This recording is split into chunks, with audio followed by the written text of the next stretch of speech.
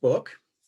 Um, I wrote this book because I've been involved in the climate jobs movement, the 1 million climate jobs, and the campaign against climate change in Britain for many years. And I've also worked on climate jobs projects in the EU and in Norway and in South Africa and in the United States and lots of places. And the two skills I developed doing that is I learned a great deal about all the kind of aspects of engineering and architecture and everything you need to know to understand what the alternative would actually look like. And I learned how to, and many people know that, but I also learned how to explain it to trade union members in languages that trade union shop stewards could understand.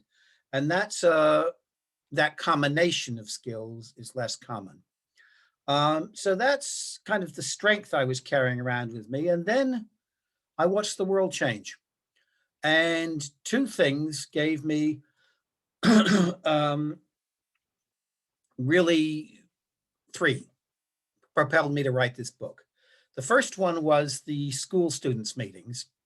And I thought they were the school students meeting, the school student strikes, they gave me enormous hope.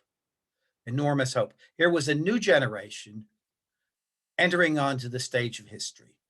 And a strike is an act of defiance, but it's also an act of bringing together a community. They were bringing whole schools out on strike, as opposed to demonstrations where those of us who are environmentalists go off by ourselves on the streets. An enormous change, and also deeply, deeply uncompromising about what needed to be done. The second thing that propelled me was the experience of COVID, because I think COVID has taught many people all over the world that when the scientists tell you that something is going to be very bad unless we act, and we need to act quickly, now we know we need to pay attention to what the scientists are doing, and we need to do it. The third thing that's changed is not in the global south, but in the richer countries, austerity is coming to an end. What the Trump government last year and Biden's government this year has spent roughly equal amounts of money on economic stimulus. And the amount they've spent in total is almost $6 billion. In today's dollars, the amount that was spent by the American military during the whole of the Second World War was $5 billion. No, sorry, $6 trillion now and $5 trillion in the Second World War. So an enormous, even the British government, actually an enormous spending on stimulus. The old argument for austerity and the arguments for neoliberalism are still being brutally enforced in the global south, but they're cracking in the global north. And this provides a space where we can argue about what is done with the stimulus money, where we can argue for jobs now to do something about the climate in the future. These are the things that impelled me to write the book. And I decided that I had learned an enormous amount. And what I wanted to do was I wanted to pass on what I knew to a new generation coming into action and coming to the stage of history. I want to pass around everything I knew. So it's a very nuts and bolts book. It spends it's chapter after chapter about this and about this and about this and about livestock and about soil science and bits about rice and bits about waste and bits about F-gases and supergrids and so on, an enormous amount of technical stuff, both because I wanted to make the possible transition real, but also I wanted to deal with the political arguments, because the political arguments about climate, they come out as technical arguments. We're familiar with this now with COVID. We're familiar with the fact that the arguments about what's actually going to be done about COVID take the form of arguments about test and trace and isolate, and whether you open or close the schools, and whether you open or close the airports, and an enormous series of technical arguments. One vaccination for everybody, or two for some. All of them appear to be technical arguments. All of them are, although technical, they're simultaneously political arguments. about are we actually going to do this? And the arguments about climate change take the same form. So I'm trying to arm people with how to deal with these arguments in ways that make sense. What I'm going to do in this talk is it's in two parts. One part, I explain the basics of climate jobs and Green New Deals. In the second part, I explain what I think is new about my book and maybe unusual or surprising to you. First of all, when I say Green New Deal and climate jobs, Green New Deal is the idea that comes from the United States. And basically, a Green New Deal is a program of climate jobs to stop climate change, plus other very important things that will also create jobs. So it's a stimulus package that moves well beyond just climate jobs and just climate. In different countries, proposals for Green New Deals emphasize different things to go with the climate. In the United States, the central one is healthcare for everybody, because they don't have a national health service and they glaringly, obviously need it. In South Africa, when they propose a Green New Deal, the centerpiece is climate and housing, because they're in desperate need of affordable housing for working class people. In Britain, we can argue about what it would be, but I think what we've learned from COVID is the absolute importance of the social care sector, and that those people need to be paid much more money, but there just need to be many more jobs in homes for older people and homes for the disabled and so on, so that when our time comes, we can die in dignity and be properly cared for. And so that those people can have decent work. I think that would be the most important thrust of a Green New Deal in Britain, outside of, obviously, we need a lot more people in the health service as well, obviously. But what I want to concentrate on is climate jobs. And climate jobs are jobs very specifically that reduce greenhouse gases by creating a different energy system from the one that we have now, that will make it possible to end the use of fossil fuels. Most obviously, I'll go through the most important ones. There are thousands of jobs that need to be done, but the majority of them come down to the following sectors. First of all, renewable energy. The central things here are, I've written the book for the whole world with lots of examples from all over the world, but I'll stay mostly with what we need in Britain. Wind power and solar power are the workhorses, particularly in Britain, wind power. But then a whole series of other kinds of renewable energy as backup for when the supply of renewable energy is intermittent, when the sun isn't shining, when the wind isn't blowing. Secondly, jobs in grids. It's very important to connect once you've got renewable energy, you need to connect renewable energy sources over very large areas. The collapse due to climate change of the energy grid in Texas last month is evidence of this. Texas had its own energy grid, and that was too small. That area was too small. In most parts of the world, we need energy connections that cross over boundaries, and these will be the most complex and sophisticated and beautiful machines that human beings have ever built. And there are a lot of technical problems. And one of the things I emphasize in this book is that those technical problems mean that this has to be done as a public sector job. I argue in general for a public sector national climate service, but absolutely for renewable energy, both for the grid and for the supplies to the grid. And the reasons for this are not because public sector is socialist. The reasons are it's just impossible for all kinds of technical reasons that I explain in the book to do it any other way. With transport, three things. The first is public transport, mainly buses, because we can do buses really fast, on reserved lanes for buses, reserved for part or all of the day, so that there's no traffic except for the buses.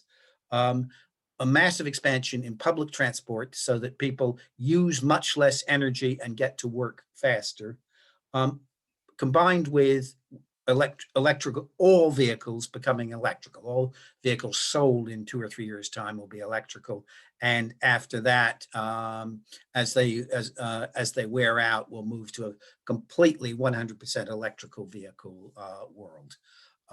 The exceptions, which are gnarly and difficult to deal with, are aviation and shipping. Aviation, the key here is going to be substituting long distance rail, not necessarily high speed rail. These 125 miles per hour will take you from here to Istanbul in 24 hours. And it will take you from New York to LA in 24 hours with an overnight bed. That's fine. Okay, then houses, insulate most of the houses, but change all of the houses and all of the buildings to electricity from renewable energy. With industry, stop making cement, because there are enormous emissions which are part of the process of how cement is made. And for the rest of industrial processes, instead of heating materials with fossil fuels, heat them with renewable electricity again. There are hundreds of other jobs, the most important ones of which are in livestock, in farming, and in forestry. And I've got a lot on that in the book, and we can come back to it if you want. But those are, because those deal with living systems, those are more difficult to explain. Okay, now, more general points. I argue all the way through that this has to be public sector. The more I did the research, the more I thought this had to be public sector, partly because the government funding is all going to come from governments. We have been waiting a long time for markets to deliver this, and markets have not delivered this. But also because if we're going to succeed in building we need a mass movement from below to force governments to do this or replace them with governments who will. And to get that mass movement from below, we have to promise the people who will lose their jobs in the old high carbon sector permanent, secure, decently paid jobs in new climate jobs. And if that promise is made by private corporations, it's a lie. We know that from the miners in this country. It's only if it's a public service that we will be able to deliver on that promise. And that's essential, because otherwise we split the trade union movement, we split communities, we split constituencies, we split voters, we split the population. We are much weaker than we will be if we make that promise. Okay. Now I want to go on to what may be unusual. First of all, one thing I developed much more before I finished than when I started in writing this book was an argument about the global South. 20 years ago, we could say people did consider climate change as mainly a matter of we have to cut emissions in the global North. And that's where the emissions are in the rich countries. And so that's where we have to cut them. The UN talked in these terms, environmentalists did, and the left did. It no longer represents reality. In 2019, Nancy, could you get me some water, possibly? In 2019, 62% of global greenhouse gas emissions came from the global South. That percentage is steadily increasing. Quite soon, it will be 2/3 of emissions. I argue, in accordance with what the UN documents are arguing and so on, that we need cuts in emissions of more than 90% in carbon dioxide and cuts of more than 85% overall. If 2/3 of carbon dioxide emissions are coming from the global South and we have to cut emissions by 90%, we will not do this by cutting emissions in the global North, only in the global North. What we'll need is deep cuts to about 1 ton per person per year. And that means cuts in Britain of about 85%, about 90%, about 88, 90%. It means cuts in China on very much the same level.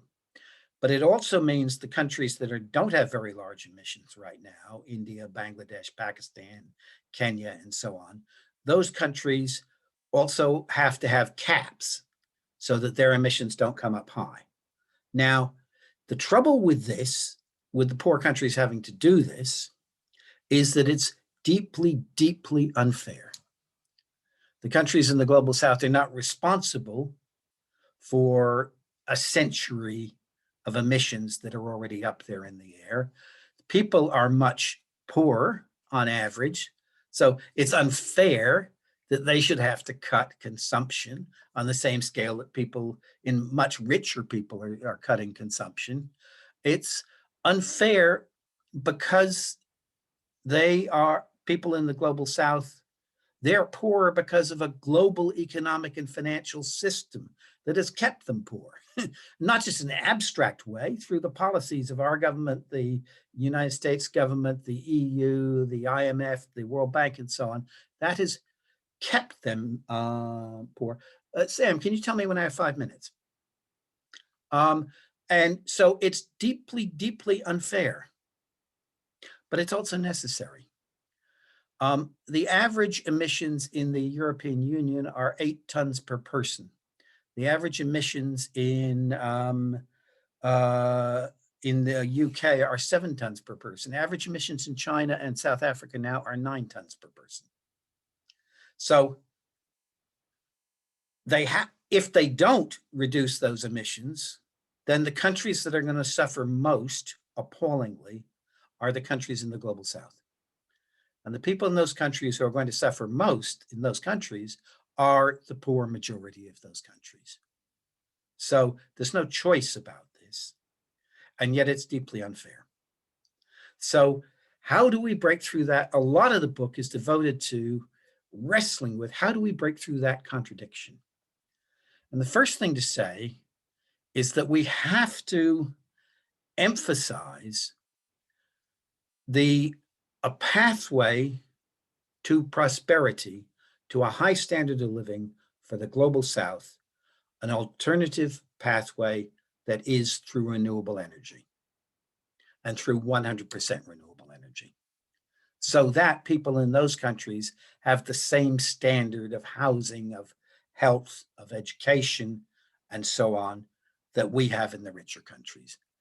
And this is a human point, that's humanly just, but it's also a political point. We have been waiting, Greta Thunberg is completely right, we have been waiting 30 years for the governments of the world to act. They keep promising to act.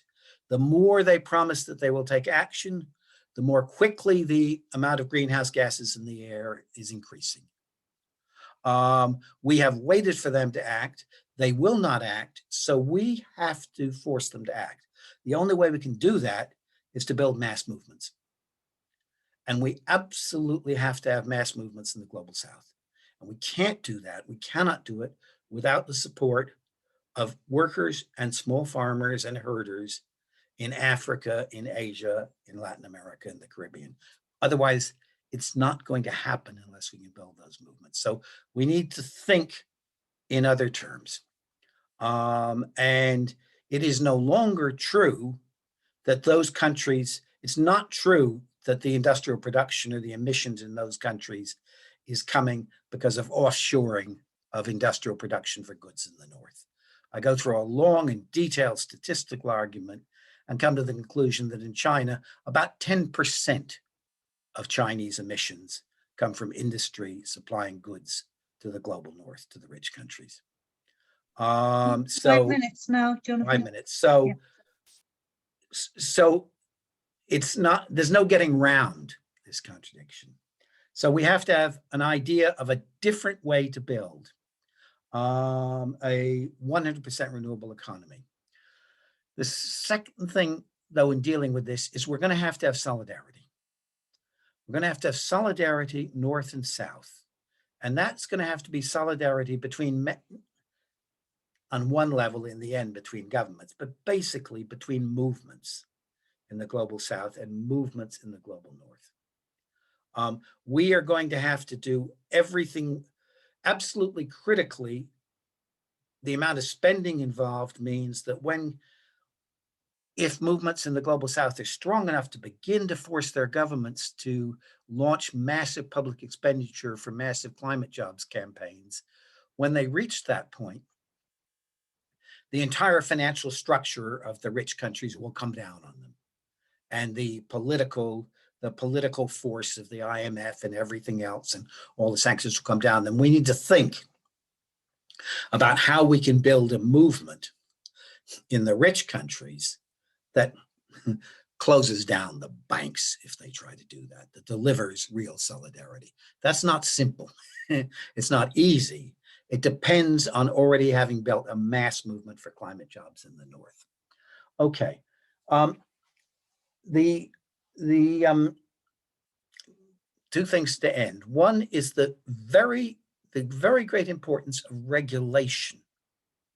The most important part of regulation of all is that we have to say that we will have a 100% renewable economy. There will be niches. There will be bits of aviation we can't do there. There will be bits of shipping we can't do there. And backup generators for hospitals. There'll be niches, but basically we have to say that fossil fuels will be like anthrax. It will be illegal to manufacture them and it will be illegal to sell them for money. And we have to work towards that. We have to work, part of the point of all the technical stuff in the book is to explain this is possible. This is possible and we can do it globally and we can do it in 15 years. Once you think in those terms though,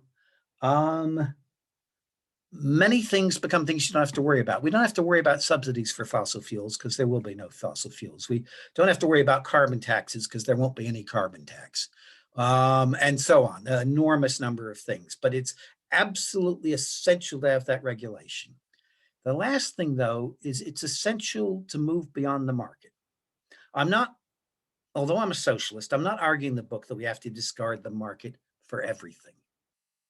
But I am arguing that what has happened with climate is we have waited 30 years for the market to deliver, and the market has not delivered for all kinds of complex reasons to do with the market and complex reasons to do with the kind of work in each sector that needs to be done.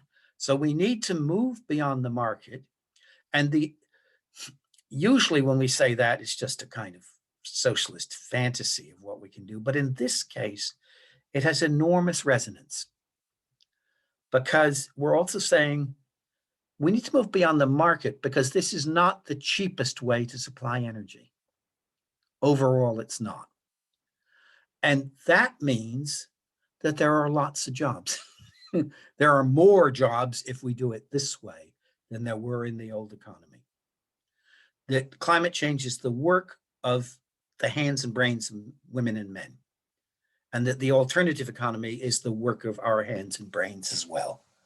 And that means in a situation which looks to be a very bad situation globally, economically, we have an argument for what needs to be done in the future about climate change. That's also an argument about what our people and the people we love who don't have work need right now. The last point is the advantage to this is we're not stuck in promises. We're not stuck in a promise about net zero by 2040, or as opposed to a promise about net zero by 2030, both of which promises are lies. We're not stuck in negotiating about them doing things that they're not going to do. It's that when we actually start to have a national climate jobs program in Britain, we have 1 million jobs, 1 million people hired in the first year. Once those people are hired, and they're all of their friends and their relatives and their neighbors who know that they have the job, who support them in having the job, once those people go to work and go to work next year, then we're on a straight line. In 15 years, we can get carbon dioxide emissions down to almost nothing and the other emissions down a great deal. So it's about not waiting for the promises, which are lies, but actually doing it now, and human beings doing it now.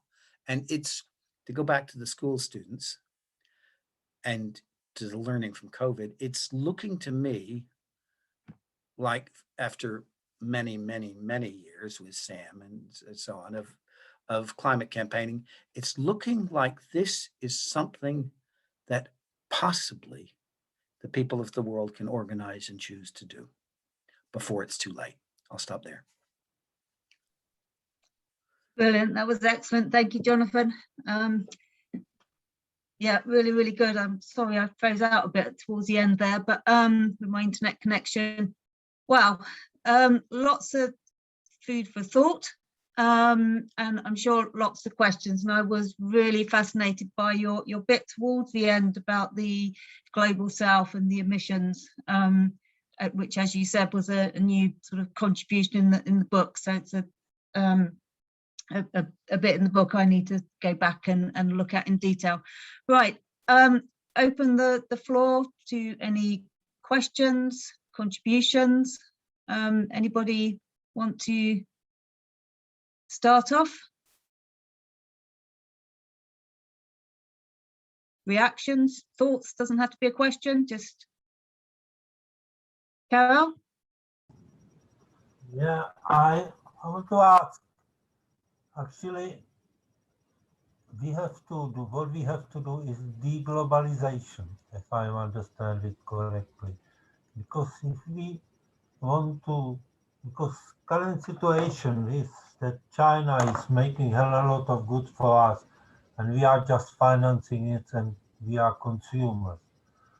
So if we actually move the industry, create our industry, we have to think about how much carbon we put in the air. Am I right? So we actually will have to think about new technologies. So producing same good with in environment friendly way. Okay, thanks, Carol. Dominic. Yeah, thanks, Jonathan. I really enjoyed that. I'm from Hackney Labour for a Green New Deal, along with Fliss and Peter Anderson. And we're currently trying to pressurise Hackney Council to divest from companies, from fossil fuel companies as part of their pension scheme. What would you say of how to pressurise not just local organisations but businesses as well from divesting from fossil fuel companies? What kind of incentives would you say are there to stop both local organisations and companies from doing that, from investing in fossil fuel companies?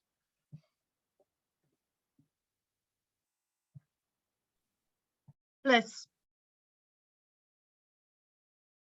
Hi, Jonathan. That was great. I'm trying to teach myself to ask one question at a time, so I will ask just one question, which is, we're heading towards the COP and the G7 before that, and the Great Reset. How do we talk to people and not back on the notion of net zero? You're talking about we've got to act now, and net zero is often about promises of technologies and things that aren't even there yet. Yeah, so that's my question on net zero. Thanks, Bliss. I'll give you a, oh, sorry, Eva, just saw your hand. Do you want to come in? Just very quickly, how do you persuade governments that nuclear is not green?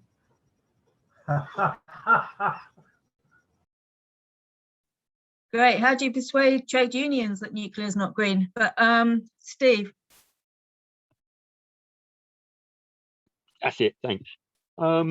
Yeah, a couple of things. One, in your sort of in your talk about where you touched upon renewable energy, I just wonder where you think heat pumps fit in that.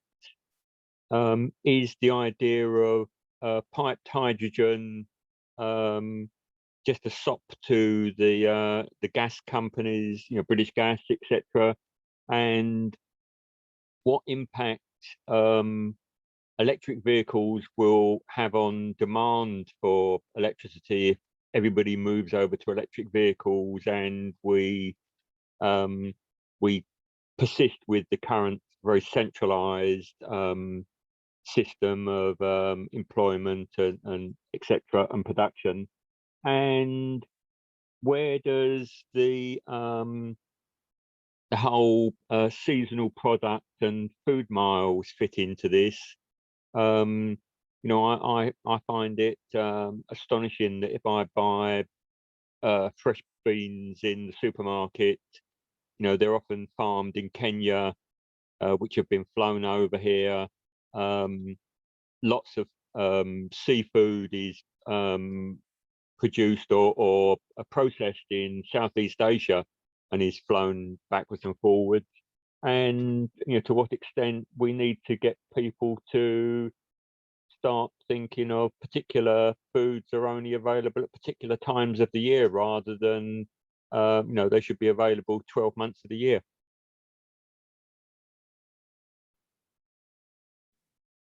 Thanks, Steve. There's quite a lot of questions in there, Jonathan. So perhaps if you want to come back on those, and then we can go for another round.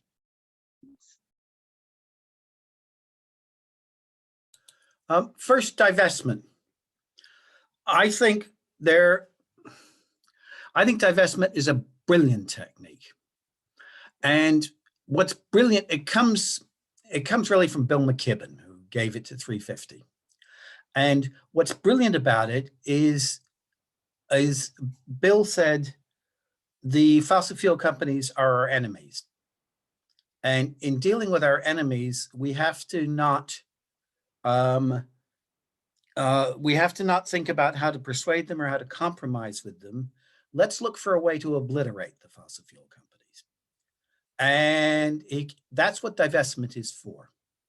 And the argument for divestment is to say to investment managers and to people with wealth, to say, look, first of all, money is already moving out of fossil fuels.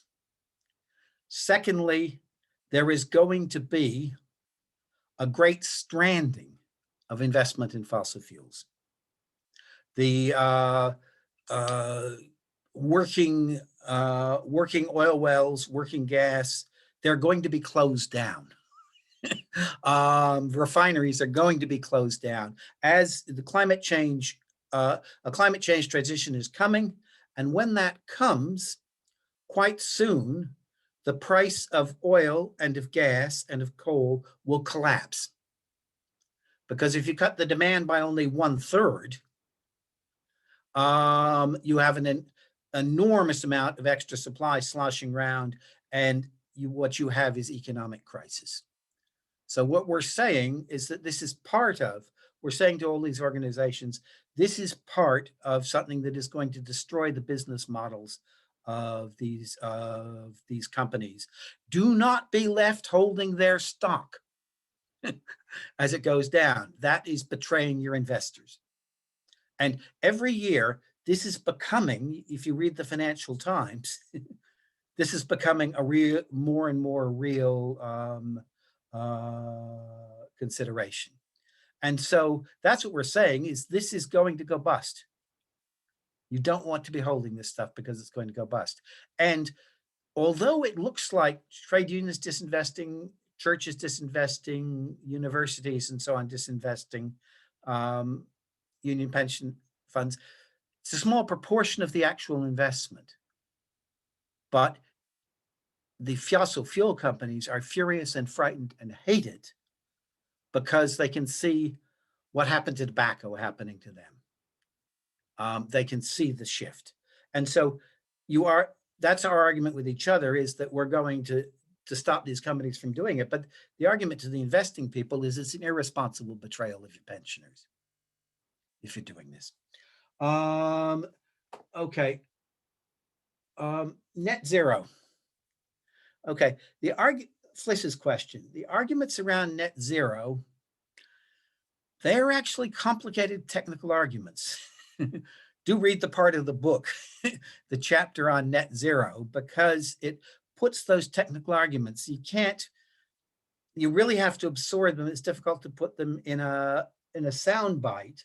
But the basic thing is that all the net zero arguments depend either on emissions of fossil fuels being allowed to continue in the north because there's some kind of dodgy deal with a fantasy forest in the south, or they're because at some unspecified moment in the future, a technology that does not exist now and may never exist will rescue us.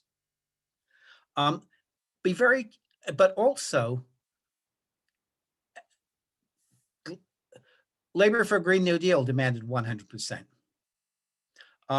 Extinction Rebellion demands 100%.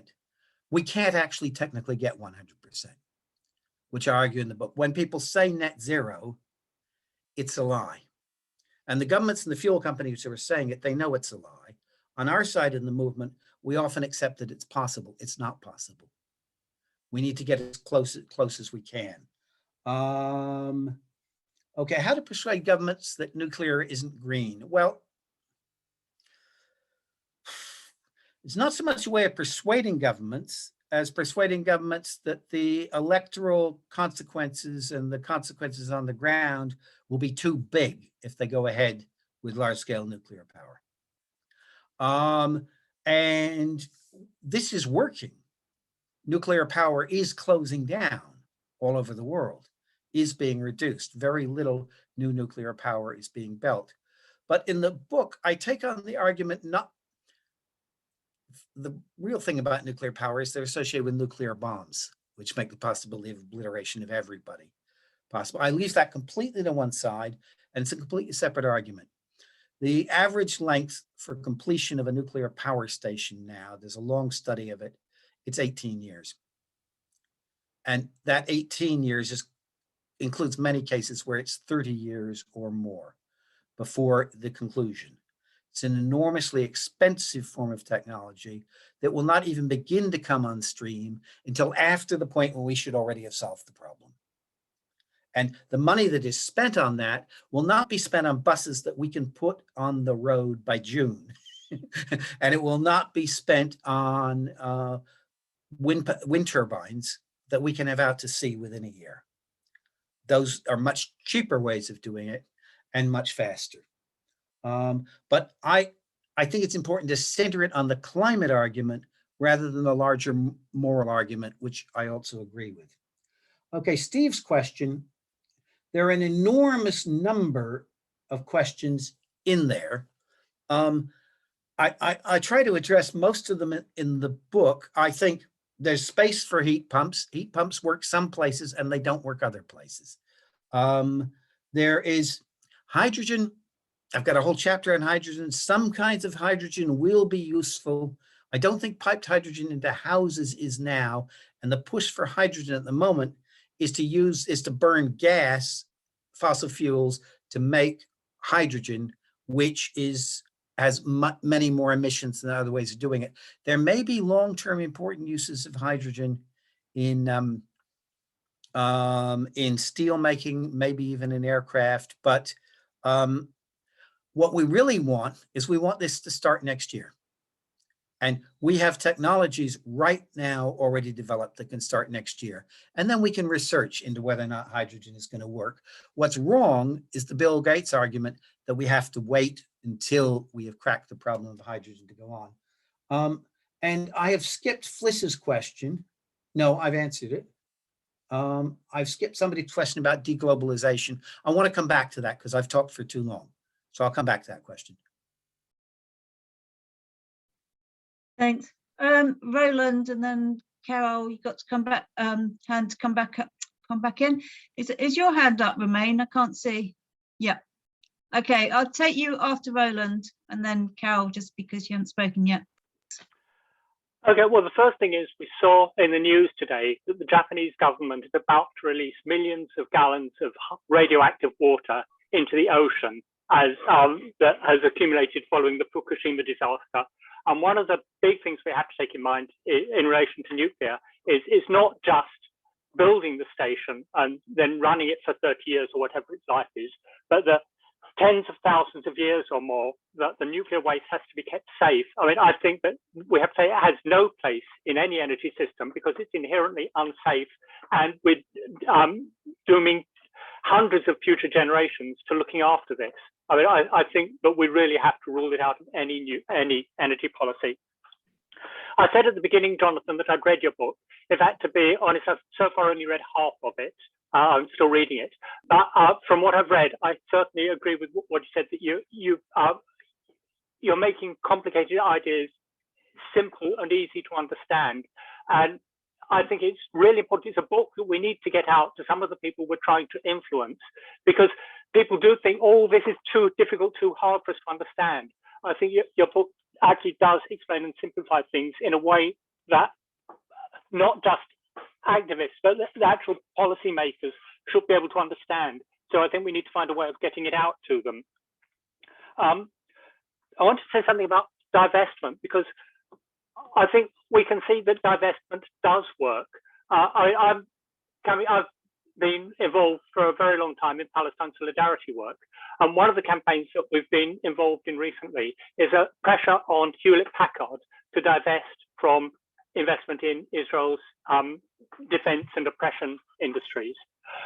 We've seen this week, in fact, again, a report has come out that they have, as a result of public pressure, which, as you say, then makes people less willing to, it's not only that they're losing profits, but then other investors are less willing to invest in Hewlett-Packard. They are gradually reducing their investment in Israel's prisons, Israel's border controls and whatever. So I mean, we can see, for exactly the reasons that you mentioned, that divestment does work. And yeah, just something on food miles, by the way. Currently, this wine I'm drinking is made from grapes that were grown in Waltham Forest. I mean, there are ways that we can and should be reducing food miles. But the final thing, that because there's a question of, from reading your book, it's so obvious, so simple, why don't they see it? And the question is how we persuade the governments, well, how we persuade the governments, how we persuade industry that this is what has to be done.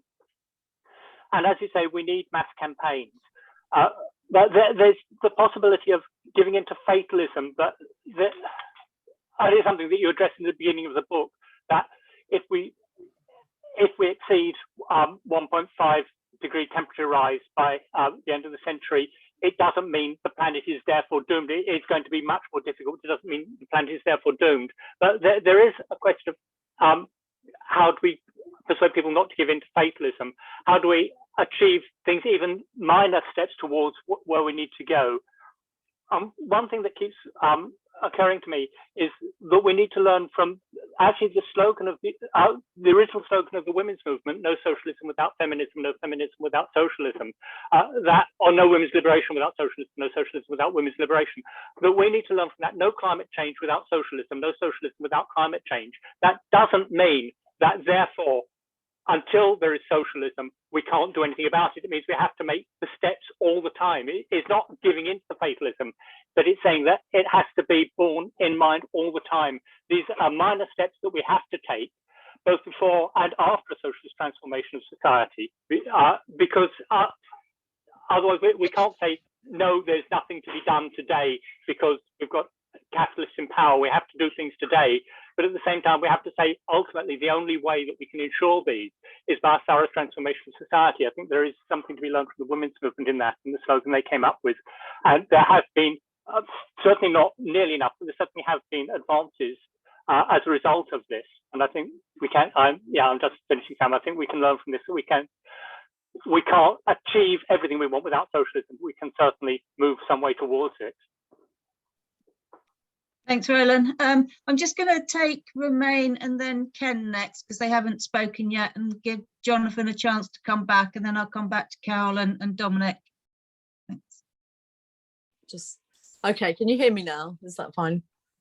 Yeah. Well, Roland, I would just say what I always trot out is eco-socialism or barbarism.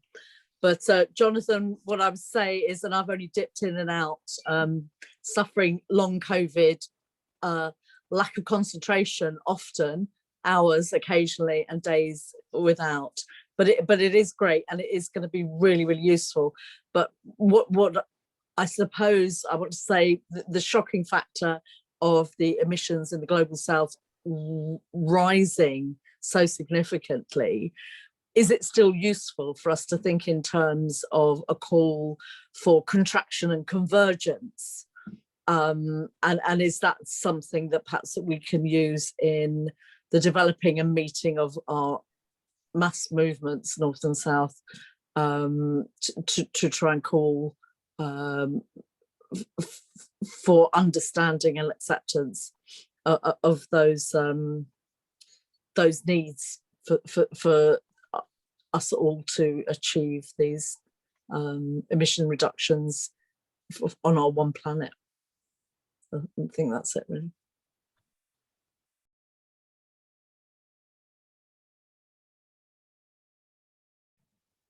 Oh, hi, is it me? Oh, hi. Hello, Jonathan. Apologies, first of all, I haven't read your book, but I'm a trade unionist and a climate campaigner, and I'm also a member of the National Executive of CERA. I live in East London, and always happy to take part in meetings about climate change anywhere, but particularly in the part of London I live in. I'm glad you raised the issue of green hydrogen and possibly having an important role to play in some areas. I mean, just to say, first of all, the first UK green hydrogen plant is due to open this year in Herne Bay in Kent. And also just this week, might be in the end of last week, apologies if I got it wrong, Scottish Power applied to open another major green hydrogen plant, which will be operational by 2023. And as someone I used to work for the Steelworkers Union, I mean, one of my concerns, if I must be honest, is that people in the climate change movement and people on the left, and people on the left in the climate change movement, often don't make a differentiation between different types of hydrogen. And whilst you can't transition from fossil fuels to fossil fuel hydrogen, if you go for green hydrogen, which is 100% renewable, which can have a key role in some really energy intensive industries like steel, as you mentioned, and also potentially in shipping and other industries. It strikes me as quite an important acknowledgement and understanding that, if we want to keep key industries, if we want to be able to transport goods around the world, which notwithstanding the point Roland made earlier about recognizing we need to rediscover seasons and more local grown food, we will still have to ship stuff around the world. I just wondered if you could expand a little on, where you see the role of green hydrogen and why people on the left should differentiate between different types of hydrogen. Thank you. Thanks, Ken. I'll hand it back to you now, Jonathan. As I said, we'll then come back to Carol and Dominic for your follow-up questions.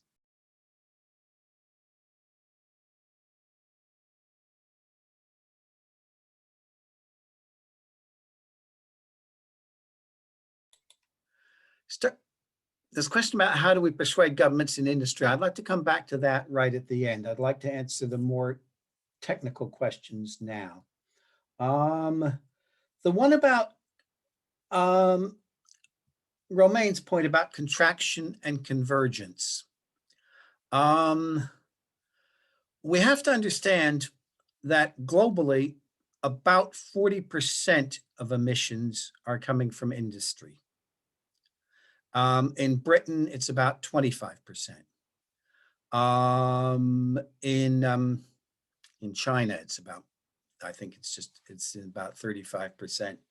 We have to understand that this is often thought of as a problem about things, about stuff, about things that machines make. Actually, globally, it's more a problem created by transportation and by heating and by air conditioning. And to a certain extent by service industries and so on. And so this is,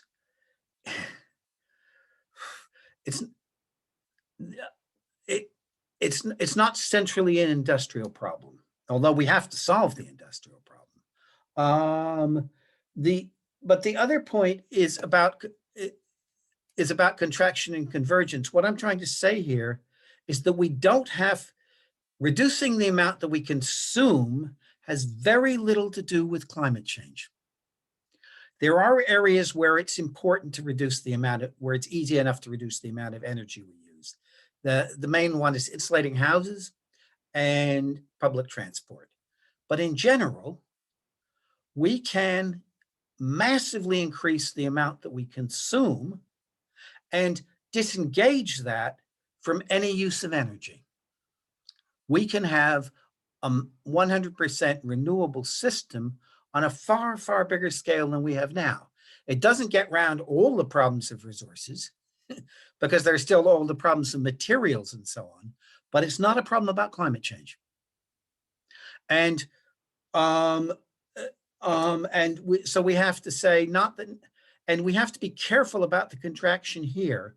We have to be careful about saying to working, the endless thing where they catch us from the top is if we divide into an environmental movement that says that people must have less and that jobs are not important, and a trade union movement and a working class movement and a right-wing conservative movement that says, no, we need more jobs and we need to consume more.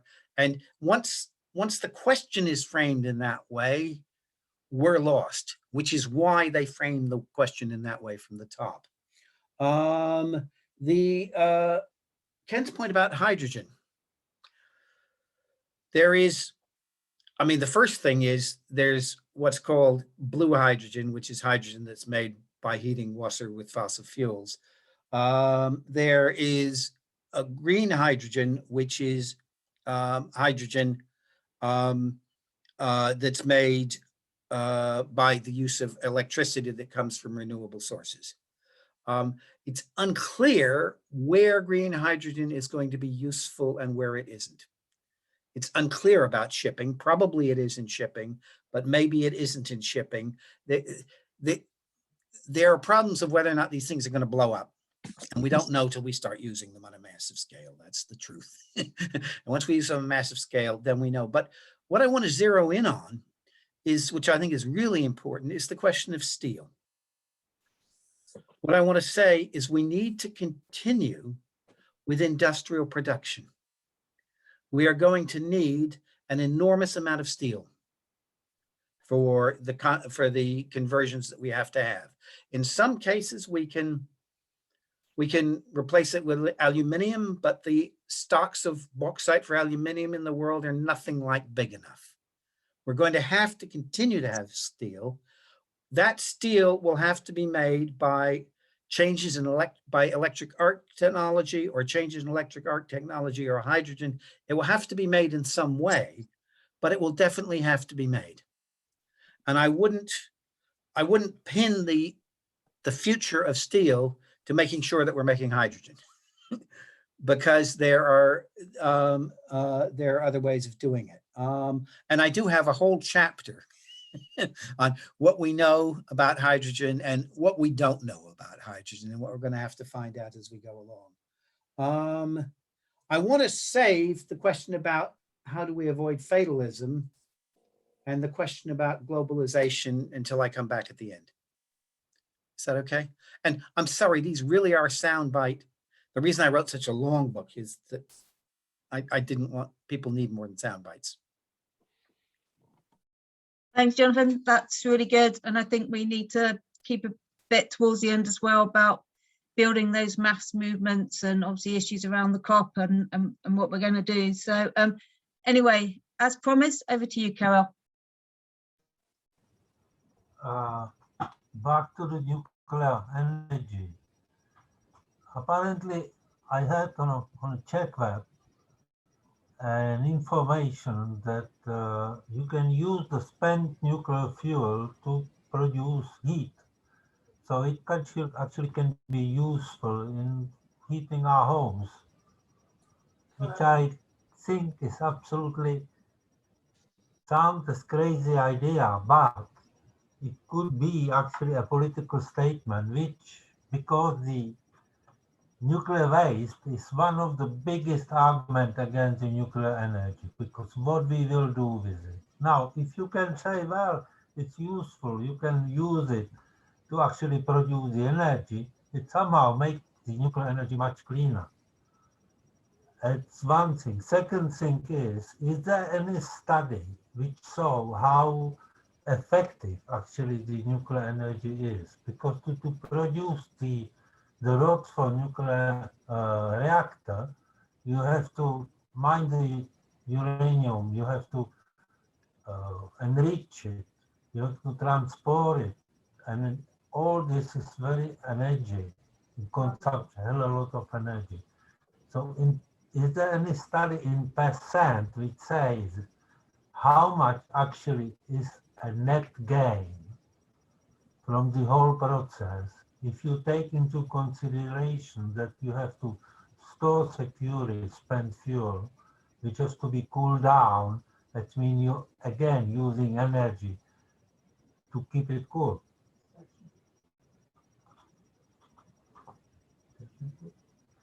Can I quickly ask while they are hogging the mic, just very quickly, Shell is now going into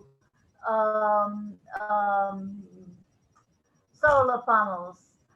Saudis are now investing heavily into solar energy. How is the process of actually what you are arguing is nationalization of energy production? I'm sorry, again, I haven't read your book, but I will. So if it's in your book, I will read it there.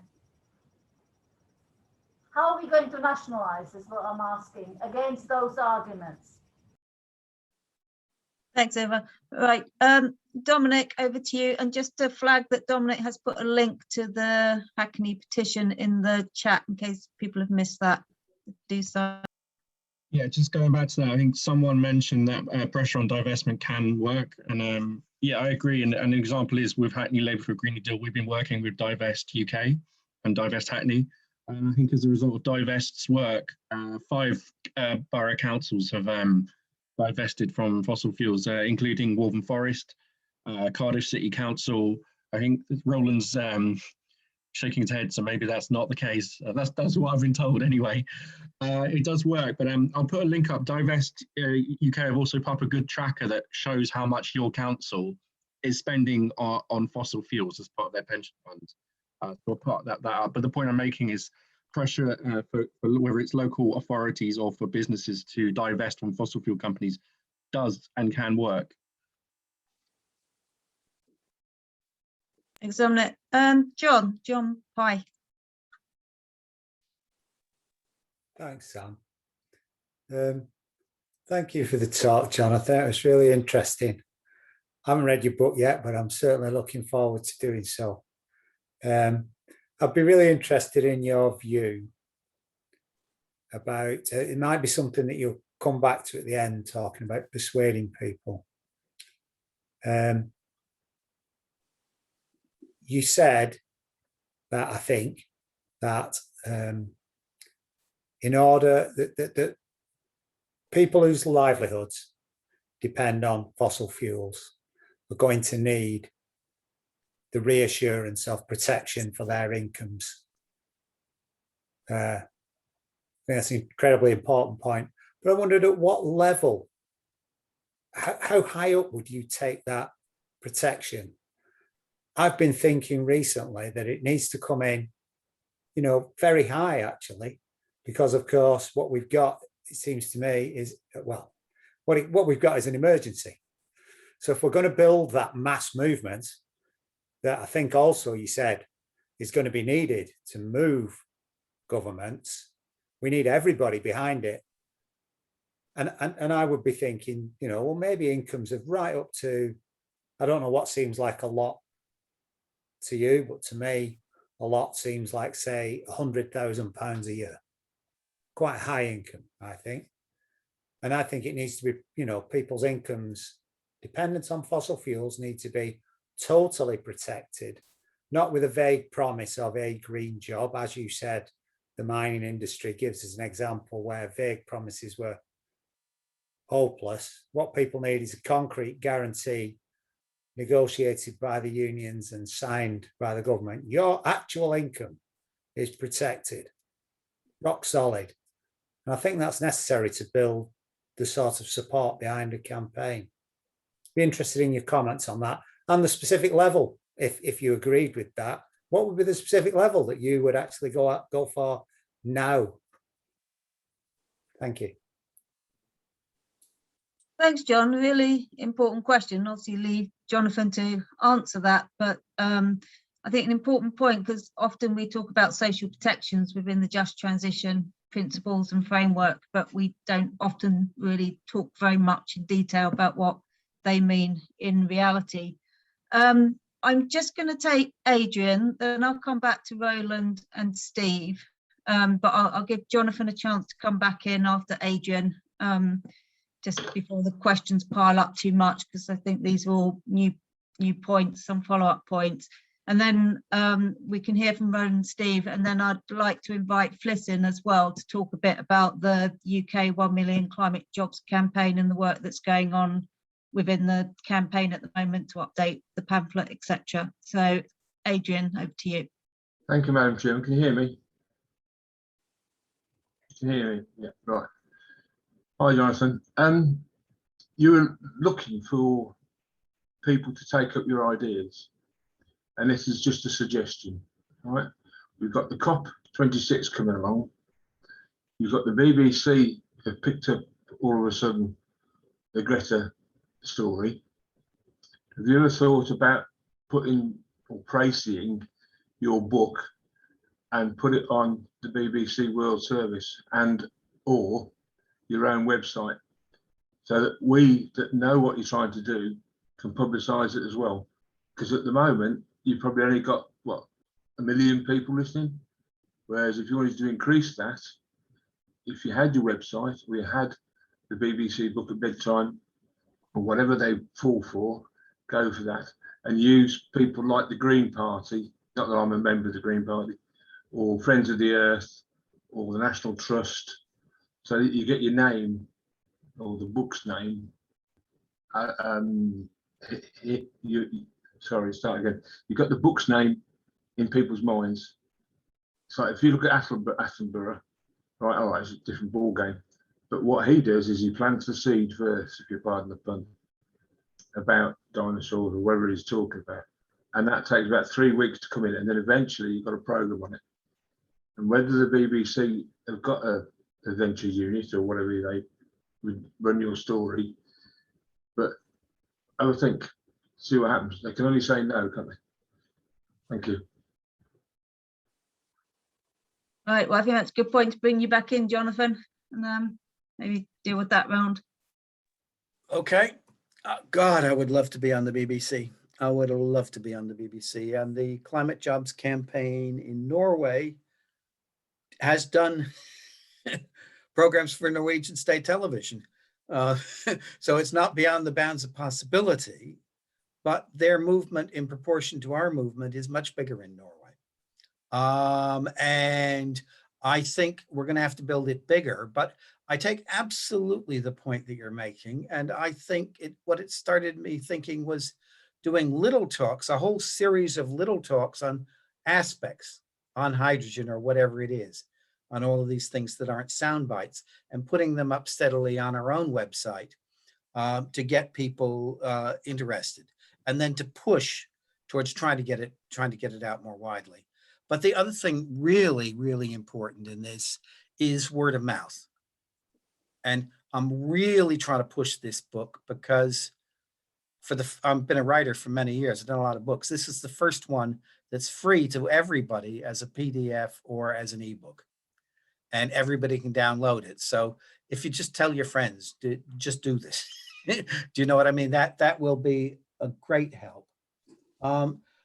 The Shell is doing ads that say that they're moving into renewables, but it's true on a minuscule level. And it's not how economic history of capitalism works. When the railways were replaced largely by the motor car, the railway companies didn't run the motor cars. There was Ford, there was Morris, and so on. When the mainframe computers were replaced by laptops, IBM didn't run it. Microsoft and Apple came in and ran it. In one technology after another, the end of using one technology means, in effect, not the death of the people, but the corporate death of the organization. And they know this, but also, this is very important. Globally, of total energy use, globally, the percentage of total energy use globally that comes from wind and solar power, the main workhorses of renewables, is 2%. 2%. 1/50th of energy use globally. In Europe, which is much better than the average, it's 4%. And I have a whole chapter that takes you through the statistical tricks, really, that are used to persuade you that renewable energy is doing much more. And not only that, renewable energy, investment in renewable energy is going down, private investment. It's been going down globally since 2016. And it's going down, this is an awful thing about capitalism, it's going down because the price of renewable energy is going down. So now that it's competitive, the government subsidies that kept the profits up very high for companies, the government subsidies have been removed. Once the government subsidies have been removed, it's a very unpredictable and a very low margin place for capital to invest, so they're not investing in it. It's not all the stuff about that the world is becoming renewable, it's all greenwash, but particularly that the Shell and so on are doing it is absolute greenwash. This is why we need to move outside of what they're doing. Nuclear, it's just a thought about nuclear. The really awful thing about nuclear isn't the waste, although the waste is terrible. And it isn't the threats of energy, although the threats of energy are terrible. The really awful thing is that it's so closely related to the possibility of nuclear war. And whenever they discuss it in America or Britain or anywhere, they deny this and deny this and deny this. And then suddenly they tell you, Iran must not have a peaceful nuclear energy program because that means that Iran can build bombs. And then they proceed to demonstrate to you that this is true. And that every country that has wanted to build nuclear bombs, India, Libya, Pakistan, have begun by building and the thing about nuclear bombs is that they don't carry the possibility of wiping out New York or Bristol. They carry a worse possibility than climate change. And that's the reason for being against them. But it's also important not to get trapped in an argument that says, an argument with George Monbiot, that says, on the one hand, nuclear weapons and nuclear power is terrible and dangerous. And on the other hand, there is a climate argument for doing it. It's the same as the jobs versus planet argument. So it's very important to make the point in terms of solving the problem, in terms of cutting emissions, nuclear isn't going to do it. How high up? I think what we say is that what people are guaranteed is their current wages. They're guaranteed at least their current wages, and what they ought to be paid is basically the old trade union thing when you're not sure what people ought to be paid. They ought to be paid the prevailing wages at good employers for people with that set of qualifications doing that job. In very few cases in this country is that £100,000. But in a lot of cases for architects and engineers, it's 70 or 80,000 pounds. And we just say that you transfer it, but also we can, the place where there is most possible, the renewable energy, more than half of jobs in renewable energy are factory jobs, they're manufacturing jobs. And those are jobs that you can put anywhere in the country that you want to put them. So even in countries deeply dependent on coal, like Ukraine and Poland, you can put the renewable energy factories 1 mile from where the coal mines were, so that the people who worked in the coal mine are still are still working near home. I'll stop there. And as I say, I'll come back to globalization and fatalism at the last go round. Okay, Roland next, and Steve, if you could keep it short because we're getting towards the end. First on Waltham Forest. Waltham Forest Council claims to have been the first to divest from fossil fuels, but it looks as though the practice doesn't match up to the rhetoric. I think Steve knows more about this than I do, but certainly a report I've seen recently suggests that there's far more rhetoric than actual reality to that. Carol's point on nuclear energy is interesting. I wrote a university essay back in the 70s arguing exactly that nuclear energy absorbed more energy than it created over its life cycle. And at the time, my tutor was a South African Marxist physicist, Baruch Gerson, who ridiculed the idea, but I still think I was right and he was wrong then. But the thing I really wanted to talk about was our own responsibility. Look, we all, I'm sure, try to minimize our carbon footprint. We'll try to reduce food miles and to reuse and recycle and do everything we can to minimize our carbon footprint. But I think we forget the impact of the internet. And I think that is a really serious drain on world energy. I've just been reading, apparently they're saying, for instance, that the production of Bitcoin consumes more energy than the entirety of Argentina in a year.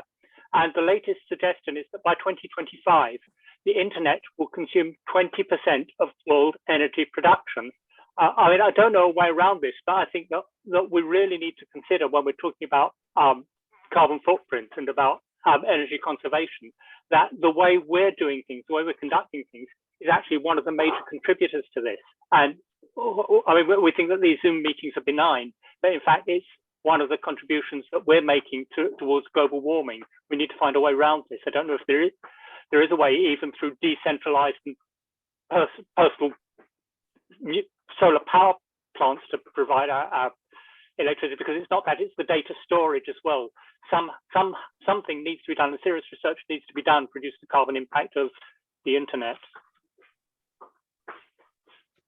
Thanks, Roland. I mean, that's a question that's actually coming up around some of the home working debates now, and there are different ways in which you can do routing, which has an impact. But Steve. Yeah, just some clarity on Waltham Forest's position on disinvestment.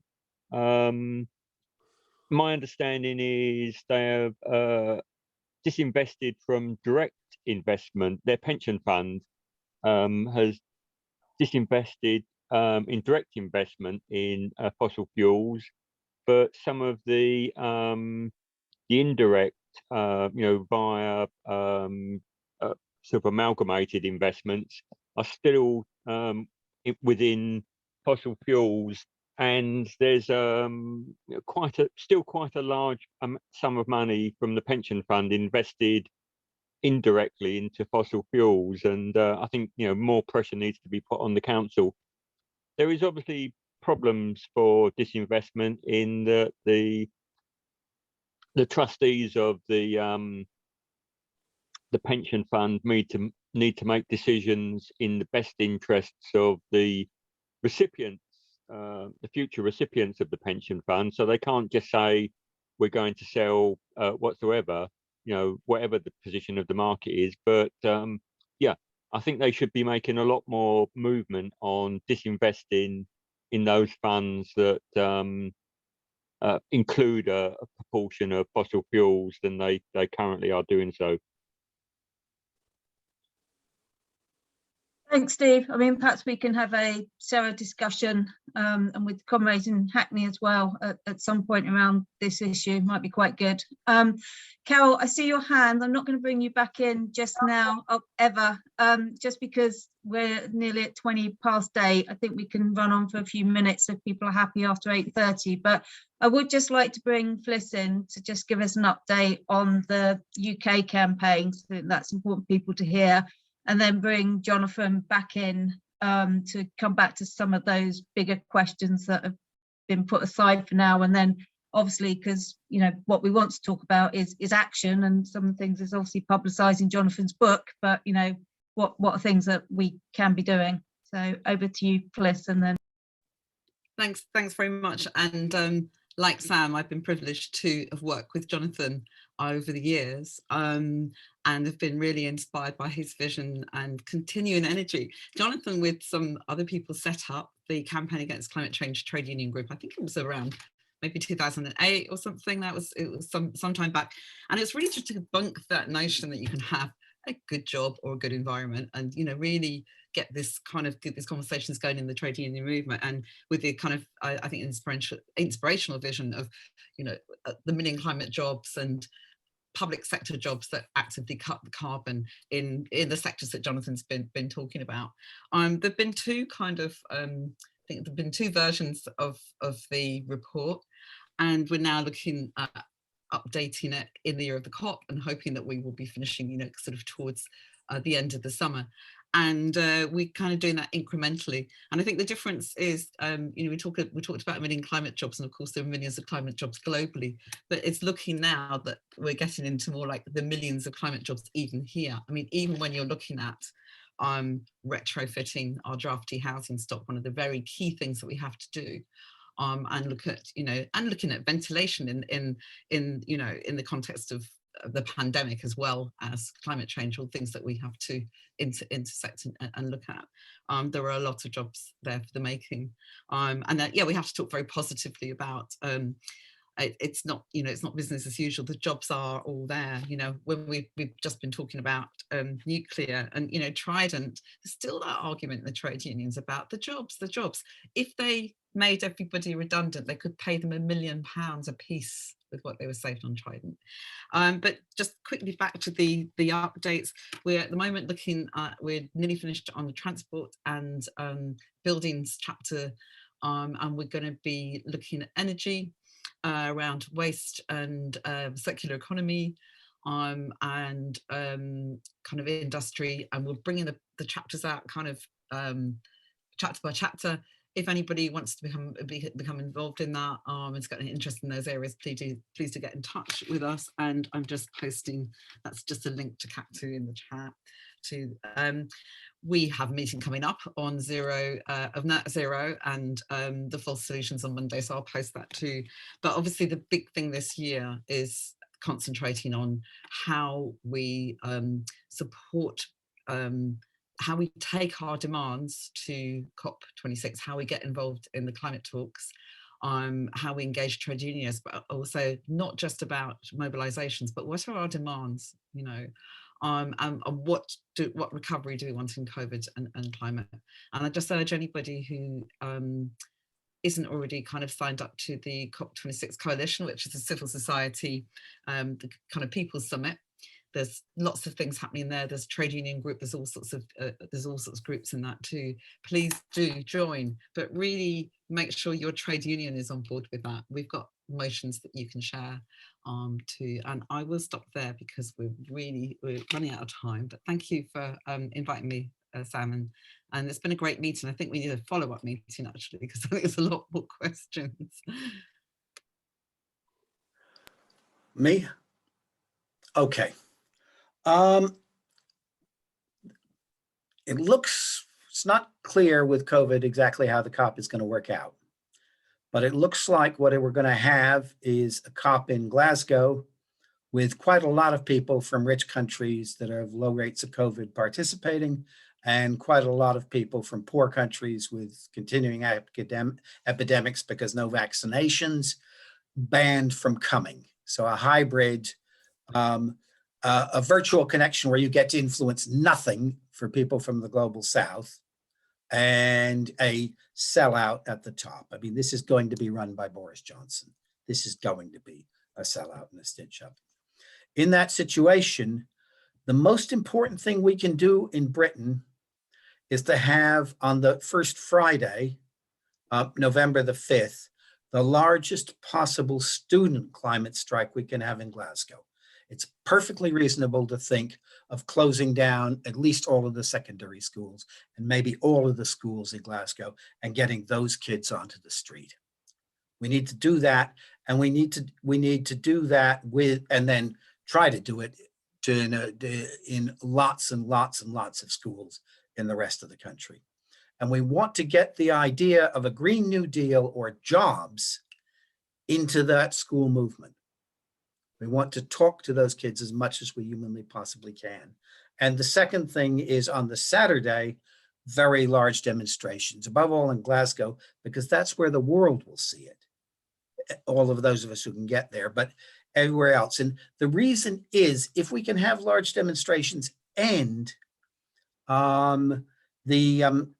and jobs are important to those demonstrations, that will influence the arguments all over the world. That's a job we can do for the world. And also, given what's happening with public demonstrations, public disorder, I think we also have to recognize that the idea of school strikes and the idea of big demonstration in Glasgow, these may be quite charged. And we may well be getting a discourse down to from the union saying it would be better if you didn't take a train to Glasgow.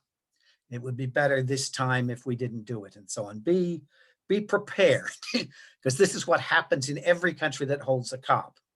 It's the policy of the whatever the government is, the policy of the government starts to come down to moderate any dissidence, and it's likely it may well be quite a flashpoint for us.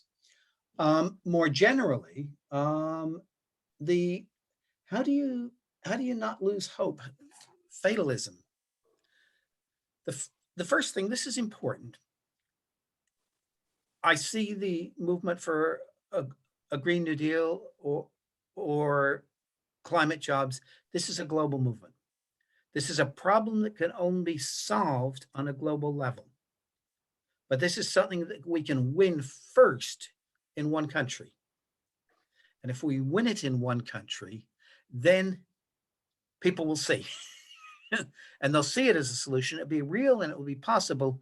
And the idea and the practice and the movement will spread very quickly if we already have reasonably large movements in several other countries that can react to this. That's the first thing, is we just have to, the more we build it in one place, the more we encourage the next place, and so on. We're talking about Green New Deals because of what Sunrise and Ocasio-Cortez did in the United States. These things radiate. That's the first thing. The second thing about fatalism is, let me take it back to feminism and women's liberation. I was enormously impressed watching, I don't live in London, so I watched on the video the speeches in the first Kill the Bill demonstration in Parliament Square. And what I was extraordinarily struck by is the way that everybody who spoke well linked the right of women not to be killed and not to be beat up and not to be raped at work with XR's right and the school students' right to have climate demonstrations with Black Lives Matter. And they linked these things not because we're allies in these struggles or we're in intersection. They linked them again and again, and the people in the square did too, because these are the same things. They're one thing. And that was what their resistance to inequality in its many, and violence, public violence in its many different forms. And so one of the ways that we combat fatalism is that we struggle about more than one thing and we constantly bring them together. And the fact after the last election, after the imposition of COVID, the truth is that almost every movement in this country was on the ground. We're coming back because of what a few thousand people did in Clapham Common. That's the truth. And it's pulling us back and pulling the movement up and so on. So we're seeing the Me Too movement, the Black Lives Matter, the uprisings. There are uprisings in Chile, in Myanmar, in Belarus, in Sudan, in Lebanon, in Iraq, in India, 28 million protesters about Black Lives Matter in the United States. Again, we're seeing a world in many different ways beginning to be in upheaval. And that makes it more possible to do something about climate change. And the climate change struggle feeds into that. But the last thing is, look, about getting downhearted, this is serious stuff.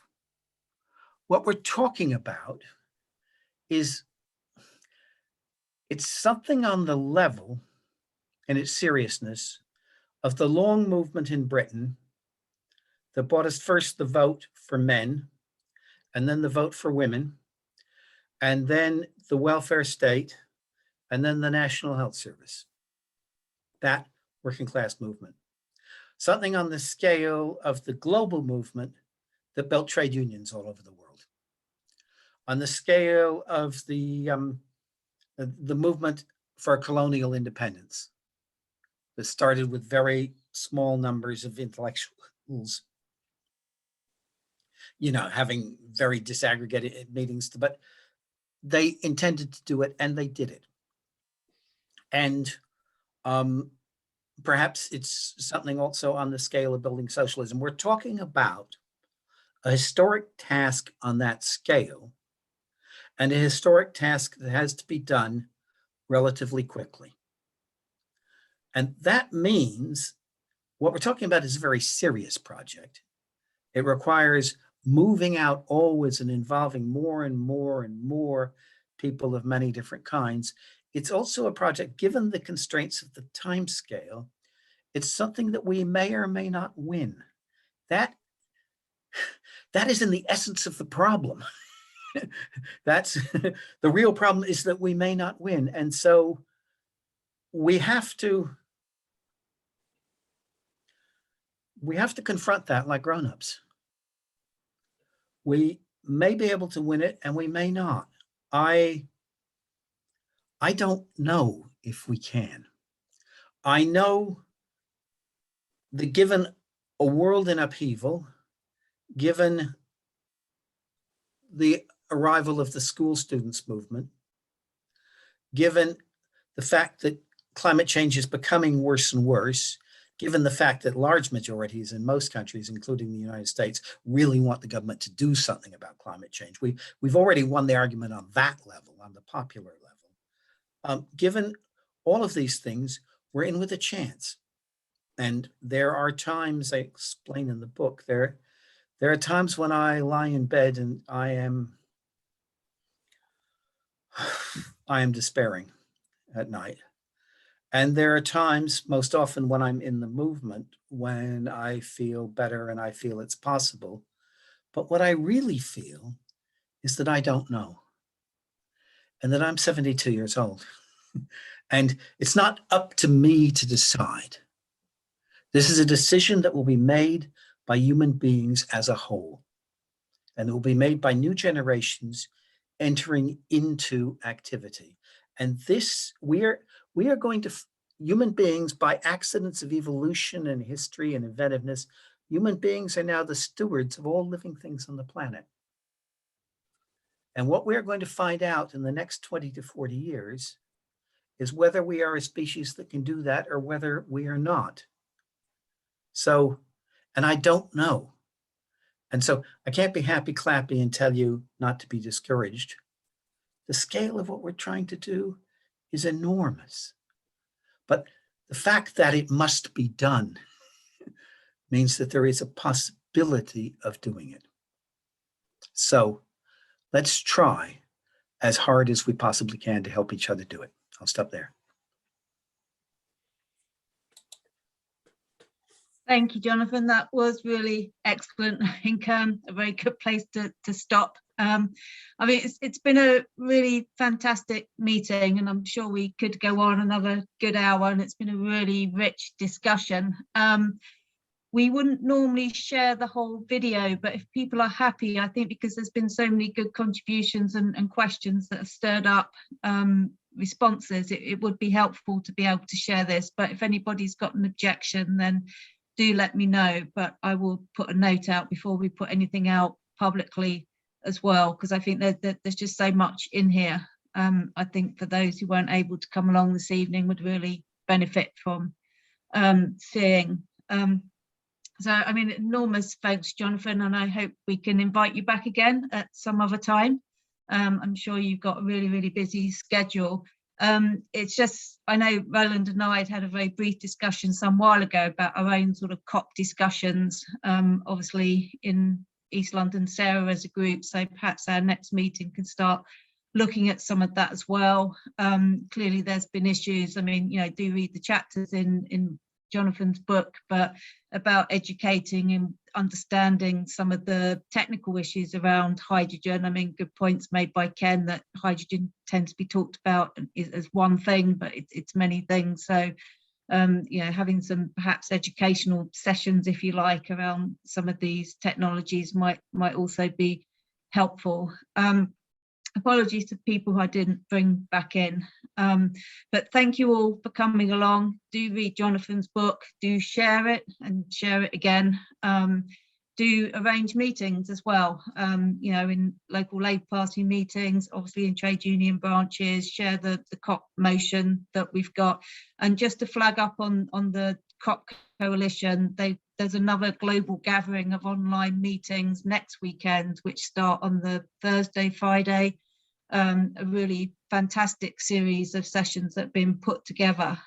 So do participate in some of those, because this will also be, you know, addressing some of these issues